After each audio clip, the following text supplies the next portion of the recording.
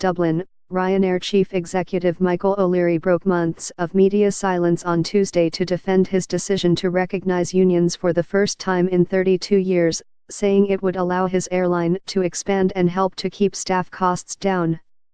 In his first interview since Friday's surprise decision to accept unionization to stave off a string of Christmas strikes, O'Leary said the move was his idea and that he would not step down. His action knocked more than 10% off the company's shares. But he also warned unions that he would not be a soft touch, and if they put forward unreasonable demands he would simply shift planes and jobs to other jurisdictions. "This is not a ruse, this is serious," O'Leary said of the decision, which he said was in many respects my idea and which he ran past the company's board of directors on Thursday night.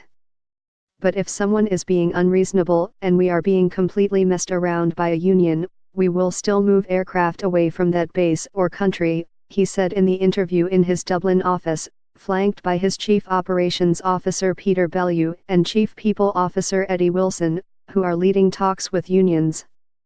He rejected media speculation that he may step aside to make way for Bellew, who left his position as chief executive of Malaysia Airlines last month and has been the face of the company in recent days.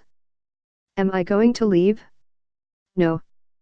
I am going to stay," said O'Leary, in his first media interview since a September 21 annual general meeting when he infuriated pilots by saying they did not have a difficult job. O'Leary said union recognition would open new opportunities for Ryanair, allowing it to work in heavily unionized countries like France and Denmark. The airline could move 50 planes to France, 1/8 of its current 400-plane fleet, he said, although he said the speed of such a deployment would depend on the availability of planes and deals with airports.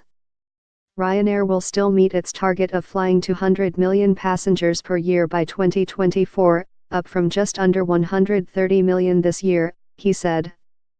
O'Leary said the decision to recognize unions would not impact on the company's annual profit forecast and that he did not expect staff costs to increase beyond the extra €100 million announced following the cancellation of 20,000 flights in September. "We have already admitted there will be an uptick in labor costs next year. But will it alter our model? No," he said. "We will still have much lower aircraft costs, much lower financing costs, much lower airport deals. That will all remain unchanged. In the longer term, the rate of growth of staff costs could actually decrease, as he said pilots prefer to work in unionized airlines," he said. O'Leary said the decision to recognize unions was not a result of management weakness or pilot strength, but the fact that the airline was facing the prospect of compensating 150,000 passengers in Christmas week and possibly more after that. "If you need to go on strike just to test our mettle, then go ahead," O'Leary said. "But not in Christmas week."